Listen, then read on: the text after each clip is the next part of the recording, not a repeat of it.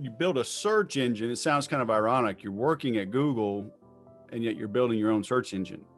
Yeah. Were they just not focused on at that granular level yet, or like why is Well, that they were different building than? search for information, right? Like that was really, they didn't want to get into a sales search engine. So it's like, okay, I'll build my own sales search engine. And I'm like, this, the technology is so robust. It can, like, a search engine can be built for anything, and you just got to figure out what you want to find. Mm-hmm. So I was like, I want to find people with titles. I want to find contacts. I want to find emails. I want to find cell phones. I want to research all that stuff instantly in seconds. And then after creating prototype 1, you drive a bunch of sales, you improve it, create prototype 2, then you improve it, create prototype 3. I was doing this out of my own pocket, like every commission. That was the cool part. It was like the best way to fundraise for my company, because every deal that I would close, all the commission I would take and put into building my technology, building the Seamless platform. So then eventually, we sold over 9 figures in sales, over $100 million in sales in AdWords. And then it was like, okay, let's go all in on this thing. And it just started getting a bunch of different customers who were my colleagues, who were my peers, who were people in my industry.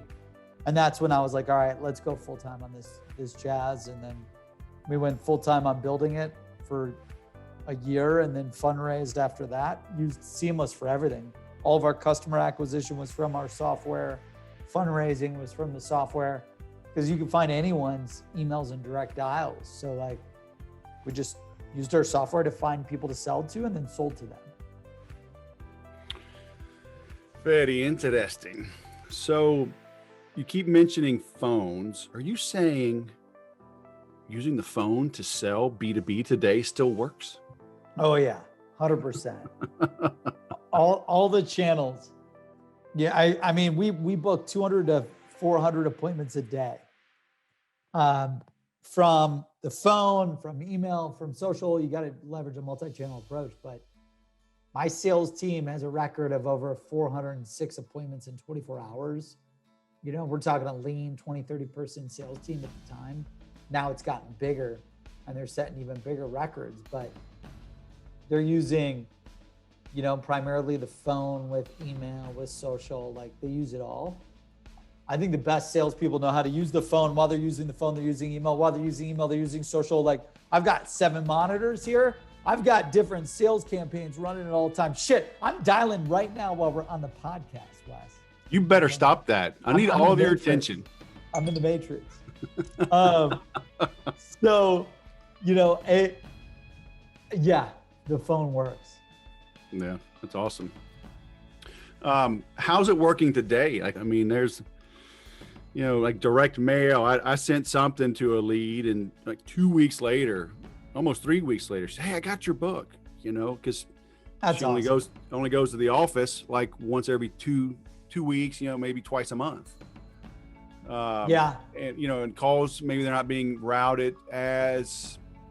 Yeah, well, that's a problem with the company directories and these old outdated sales databases. Like, this show is sponsored by Seamless.AI, the world's best sales leads. Get direct dials, emails, and cell phones for anyone in seconds. Request an invite to join for free at Seamless.ai. That's Seamless.ai.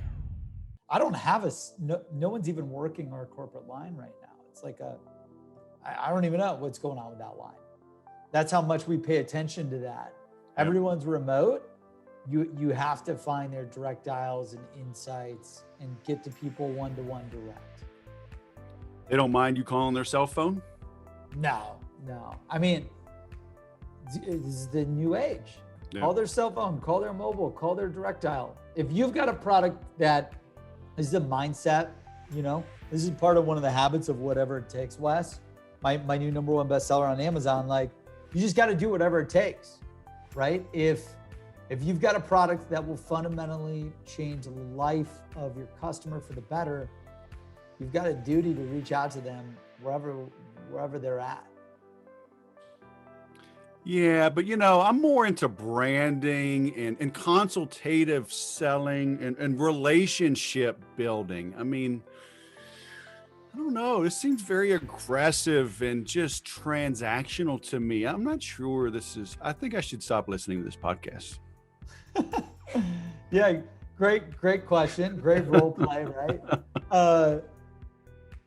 Now you could sell, like I've sold multi-million dollar deals over the phone or via Zoom, never meeting in person.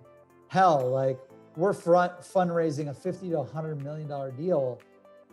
And we've been working the deal for 6 to 9 months, 0 in-person meetings. Like an investor is going to write a $50 to $100 million check. Now, the last requirement of that deal is they have to meet us in person to make sure we're not crazy.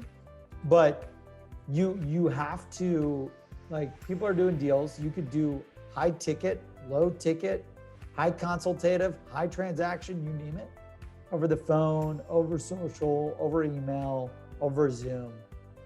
It's happening all the time. Consultative just means like you're prospecting, pitching a solution that transforms their life. Like what is the core? What does that even mean, right? If we break down consultative selling, like that means you're here, point A, you want to get to point B. I'm going to figure out what is stopping you from point A to point B, and we will get you from that point to your destination as fast, as cheap, as cost effective, as efficiently as possible. Thanks for joining Sales Secrets. New shows daily. Subscribe now. This show is sponsored by Seamless.AI, the world's best sales leads. Get direct dials, emails, and cell phones for anyone in seconds. Request an invite to join for free at Seamless.AI. That's Seamless.AI.